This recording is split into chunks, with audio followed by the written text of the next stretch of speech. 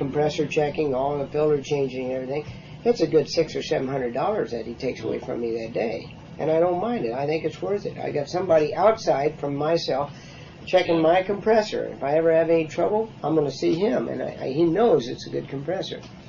But there's a place up on one of the places up on Washington Boulevard. It sells air for $1.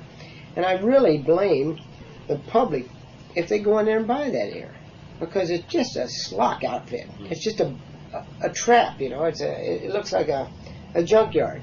Now, you know, one of the interesting things in this thing is I never have, that I know of, had anybody except one guy ever do any kind of investigation on what kind of a safety record I have. And that was Ed Jans. He had my brother and I totally investigated.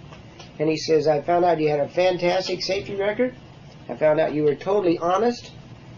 He said, I found out you were sometimes confused. He said, I'm here to straighten that out. But nobody has ever checked that out. You know, they don't come in and they don't say, what kind of safety record do you have. What about insurance companies? Insurance companies really don't care. They don't ask you how many you have. Maybe we have never been asked it because they know our record, but it doesn't seem to make any difference whether you have a good record or a bad record. The insurance rates are the same. Now your insurance is coming for the shop and your classes and everything. Boats and everything, yeah. Is that all one policy you've written? No, they haven't. Are using? You know, like the thing that gripes me about insurance, nobody will take under the whole thing. You know, I'd like to have somebody come down and say, I'll insure your shop, the whole operation, your boats, your cars, your medical people, everything. But if you walked out in that center of that shop, it's probably insured 5 different times by 5 different insurance companies. Now you have a product liability insurance. Oh, yeah. Separate. You have an instruction policy that's separate. Are you getting that through NASDS? Or? I think I am with them now because they have a very good rate on that and everything. But I still have my other insurance also. I'm kind of doubled up right now. Doubled up on it. But what does insurance cost to cover, say, your instruction? I don't even know, Al. I don't have any idea. I could get a hold of those figures. The best guy. I'll talk to John. Talk to Ron Young or John. Ron Young handles mine, and then that new insurance with. The good thing about NASDS, they don't handle your shops or anything. They just handle your liability for instruction, and I think it's $500 per shop per year or something like that. So you handle your product liability. You have everything else Ron Young has. Who's Ron Young? He's he's a young guy that put this whole package together years ago, and I can get you his number too, I think. Where's he located? Down in Orange County, I think. Keep opening windows and doors. It's boggling. Just a little bit on this stone anchor thing, because I think it's really an interesting story. Now, when did you first hit on that? About before Christmas. We were out diving one day for lobsters, and it was just a stupid, dirty day. And it was just one of those days I said, we're going whether it's rain or shine, and so we went. And we dropped off onto the South Cove there at Palos Verdes, Paddleboard Cove.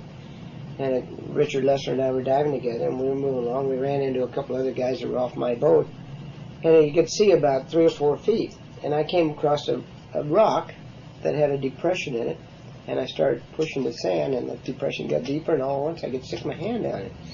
So I lifted the rock up, and it was a big rock with a hole in it. I thought, geez, I'd like to have that. Park that in front of my shop or up in my yard.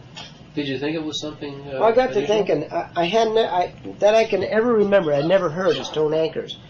And I can't ever remember seeing this book on Phantom magazine. And so I may have read that and forgot about it, but I think I would have remembered it. And so I just thought, well, I want that rock. You know, guy said, you know, when a hole's drilled on a rock in a peculiar way, you know, that's something that man did, you know. So how to get in 20 feet of water, how to get clear up off that top cliff down there and everything. So I just marked it with my marker buoy.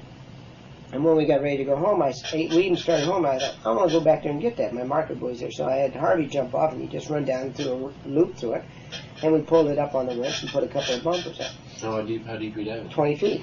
And it's sat down there at the dock on the front of the boat for about 3 days, and people were complaining about smelling so bad. So I went back down with a little tool we got back in the shop there, lifts motors up and down, picked it up and brought it up here. And it sat here for a month, and a guy named Pat Gibson came in.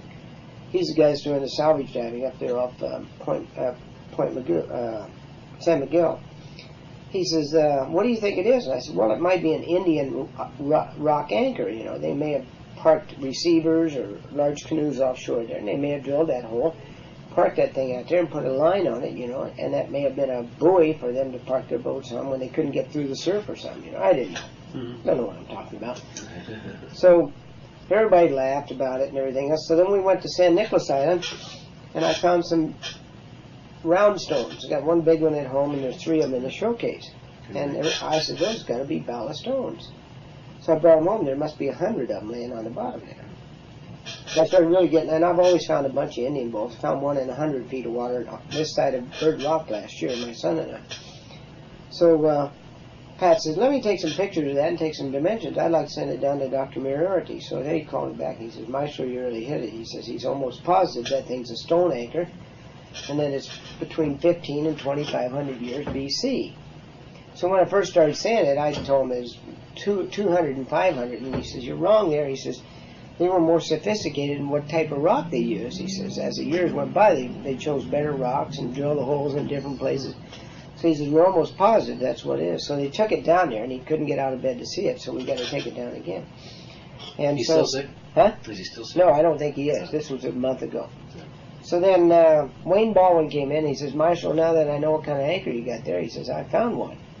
I know what I'm looking for. I found one. So I said, let's go out and dive on it Sunday. And he says, okay. So I got Dick Anderson and a bunch of us went out. And he led me right to the exact spot where I'd found mine. And he didn't know where I'd found that damn thing. Whether it'd been Catalina Island or Paradise Cove or Greenland or what. And so we started looking around, and I found that third one there, right there. And then in back of that, there's just a huge rock. It's about as big as a 50-gallon drum. And it stands up at an angle. And as I swam over it, there was a black spot in the middle of it, and I went like that. And there's a hole all the way through it. But there's a big rock in the center that moves. But you can go down, and under the back side, you can reach up in there, and you can move the rock with both hands, and you can feel it, and you can get your hand clear through it if you take that rock out. I described that to Moriarty, and he said, I have no idea what that is. He says, I'd like to see it, so I'm going to bring it up this next weekend, I think. Is it big, huge? Yeah, it probably weighs 500 pounds. And then over on in the other cove, there's the strangest rocks you ever saw. There's just big, huge rocks, Al, that looks like people laid in. You know, they're just carved out, just like a lawn chair, you know. And there's just a huge rock that opens up like this, and it tunnels clear back, and the whole thing is about that thick. And it's open at the back. There's another rock out there that looks about like this, and it almost looks like a barbecue, you know, a round barbecue. And it's got 2 or 3 holes in the top, and then it's got an opening on the side, and you reach in, and there's a plate in there. There's just a piece of rock that's about that thick, and it's about that big around laying in there. And you take that out, and there's 3 holes below it. And you can just barely get that plate out of that daggone hole. So you got some kind of a kitchen. And that's in about area. 20 feet of water in the middle of the cove. Oh, you got an area that was exposed at one time that's now underwater. That was some kind of an Indian I think they workshop. probably built things and laid in those rocks or hid kids back in there or It might have something. been a health spot, Indian health spot or something. So I don't know what it is. I told Moriarty about it. He said, boy, you got some wild rocks up there. We've always called that place the cove with the strange rocks. Yeah. Strange rocks. It's got one rock about as big as an Easter egg, and it's completely hollow on the inside. The damnest thing you ever saw. Jesus, that is really... Well, let's hope that can be protected. That'd be a great trip. Well, how heavy are these anchors out here, do you know? I think they probably weigh, the smallest one, the first one I found, probably weighs about 300 pounds, 250.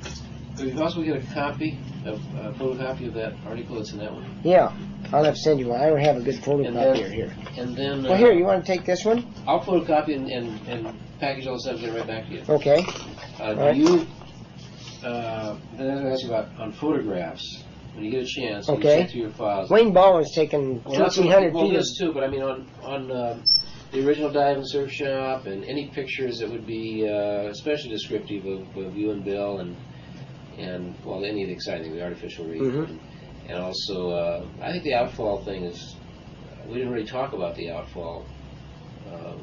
Well, we still do that work, but we do it all with the submarine now. It was kind of, I don't know, a point in time of, it had a lot of significance, I guess, in a way. Well, It's a But do you remember any of the dives from that were sure. kind of unusual? Yeah, we had some. See, we started making the 100-foot dives, and we were good divers, but we didn't know anything about it. That was the first deep diving that you got. Yeah, and then we went out on the end of the 175-foot dive, and then when the day before when did you get into those deep dives? I don't even remember. 10 years ago. But then the day before we were supposed to make the real deep dive, I'd bought a brand new regulator, and I had a total regulator failure at 175 feet. We made a buddy breathing ascent. I really believe in buddies. I think they're great. All the way up. And then 2 days later we went out and made a 225-foot dive.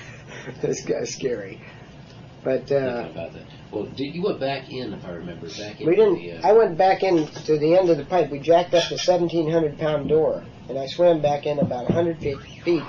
They said nothing bigger than a golf ball comes out of them, you know. But there was a big dip bucket, a stainless steel dip bucket back there, and I wanted to get it and show it to them. I swam underneath the trap door. The door was just hinging on a little bitty jack there. Back up in there, and everybody's yelling at me, "Get out of there!" You know. I swam back, got it, turned around, came back out, and when I got out, I realized what I did, because that door fell down and been all over with. They said no way they couldn't have got it up fast enough, because it took 2 days to get it jacked up. They had to put a little jack and then a bigger jack on there, and you couldn't have. I don't think you could have got the boat to. You couldn't have went up and got the anchor rope and put it on the eye and pulled it up fast enough. I don't think it could have happened. That would have been. We had one day out there where we had a measured visibility of 250 feet on the bottom at 225. Oh my God! And I stood on the bottom and looked up and seen the boat, and you could see the the lettering on the boat from 175 feet deep. That's amazing. Is that that area out there, the outfall? Is it have abundant sea life? Or? Yeah, they have a lot of.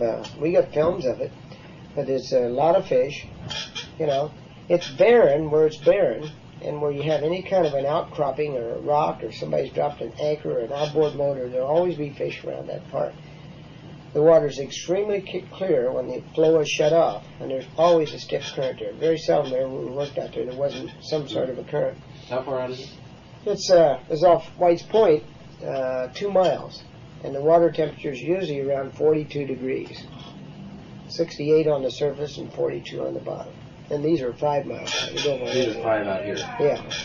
5, and then the one deep one, the 325-footer that we checked with the submarine, is 7 miles out. And there's a lot of sea life on the outfall? On both of them.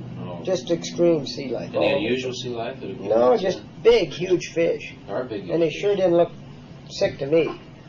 I don't think I ever saw a sick fish. Are there predators, sharks, or anything? No, we didn't see very many sharks at all. A lot of pin sharks, but they're just common sharks.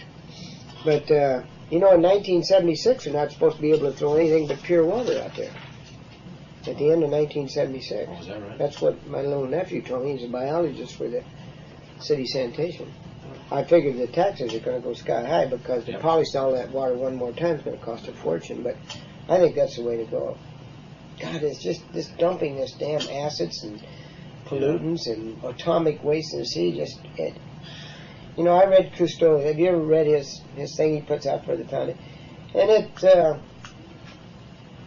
he goes to the extreme, and I think that's probably what it's going to take to get us up off our butts and do something. We always wait until it's it's almost too late. Well, it's not there in front of everybody, so they don't. Here I was watching that Cambodia deal the other day, and I said, geez, that's ironic.